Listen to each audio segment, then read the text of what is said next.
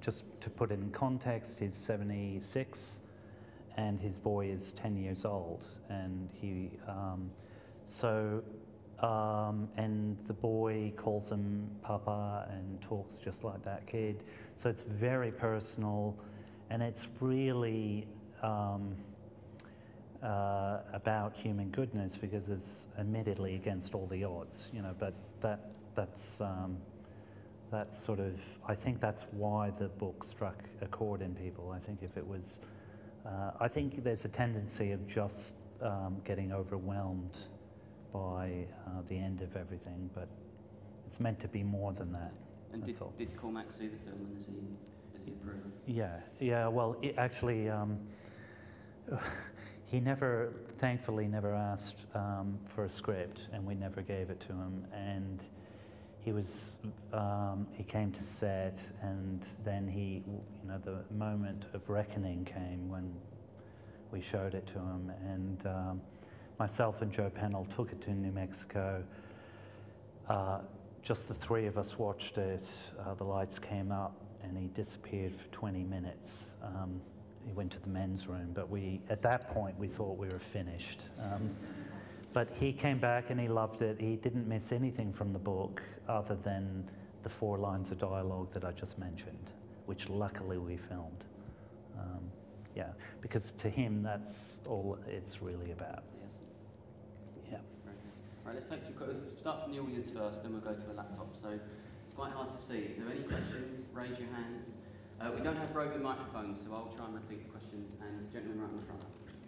I've heard that the film was finished a long time, earlier this year. Was there any hassles with the studio due to the bleakness the apparent bleakness of the film? Was there any hesitancy with the studios releasing it, or was there any other reason why it's taken so long for it to come in? I've been waiting for it for ages, and I have to say thank you very much. It's my favourite novel, and you've really done justice. Thank you. Thank you. Did people hear it back? Okay, the question was about the gentleman's been looking forward to the film for a long time. It seems to have taken a long time to come out, and was there concern at the studio over the apparent bleakness? Okay. And you like the film a lot? Of course, there always is with this sort of material.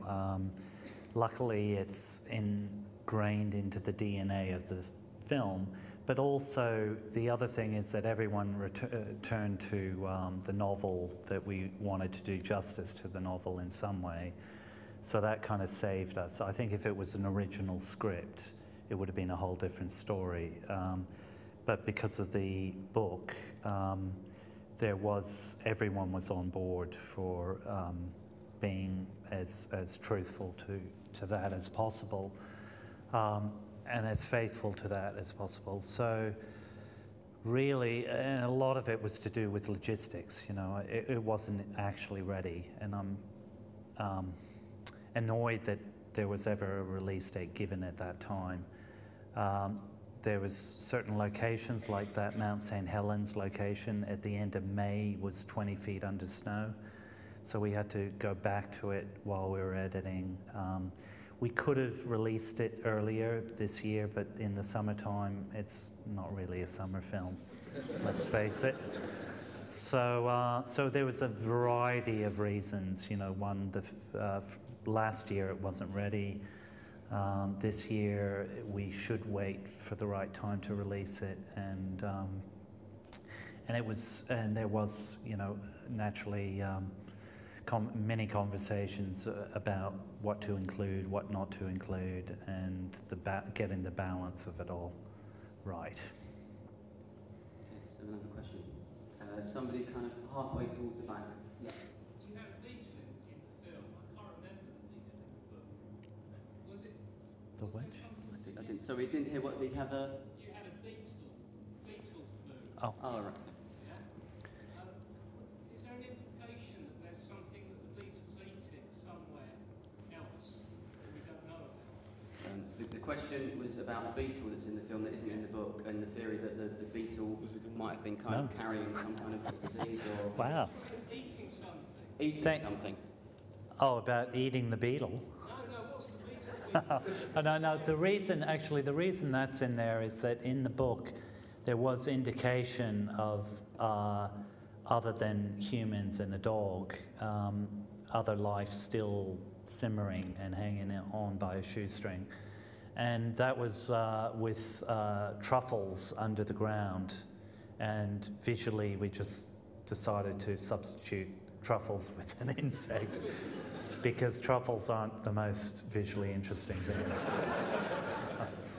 much as they might taste better. But. Okay, let's have a question from somebody's basement flat. Okay. Sure, someone's asked, this is for Nick.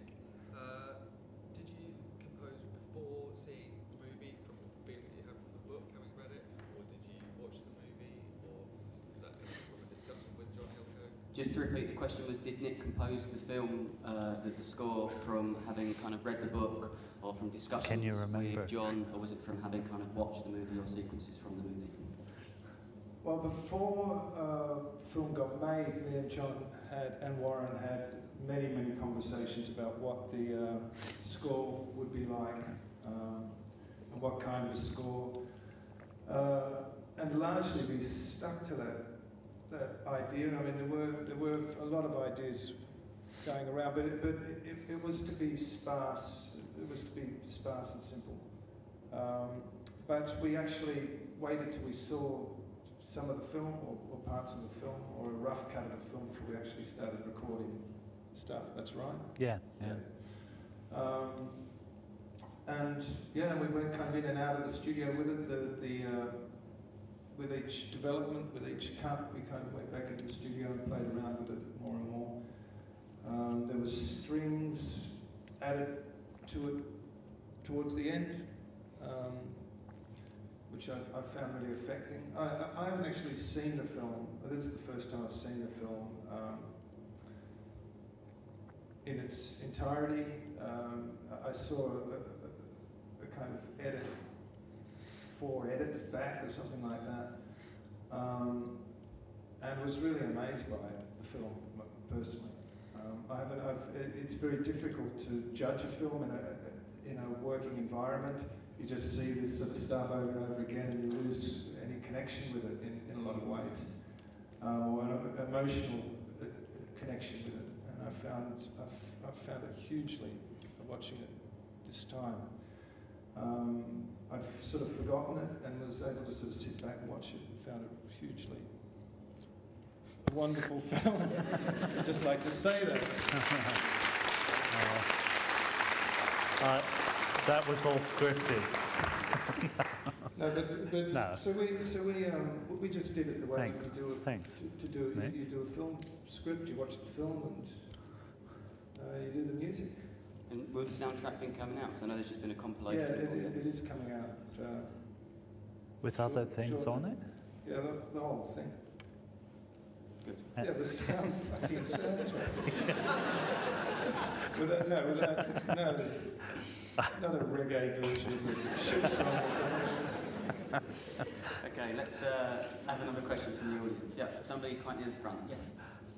Not wanting to get too heavy on you, but how did you broach the subject of nuclear apocalypse, cannibalism, child rape with the child who was in the film?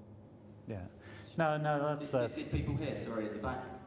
Okay, it's a good question. The question was, how did John and the filmmakers broach the subjects that were in the film, apocalypse, cannibalism and child rape, with the young child who I think is fantastic, Cody Smith-McPhee, who acts in the film. Is that okay? Yeah. Well, thankfully, some of that you don't see.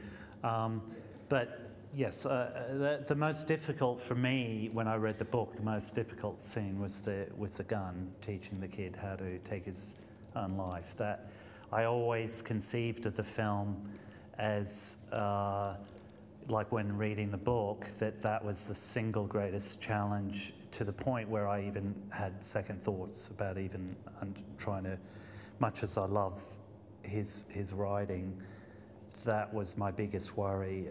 When I spoke to Vigo, that was his single biggest worry.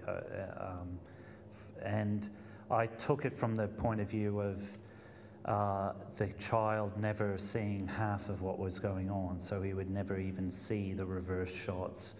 he wouldn't even know that's a real, you know, I was thinking of special effects and all sorts of ways of doing this, which I had no idea. I just heard this the other day. Apparently in The Shining, the kid in The Shining never knew it was a horror movie. So he had no idea with all what was going on or the context, which is exactly actually the way I was thinking.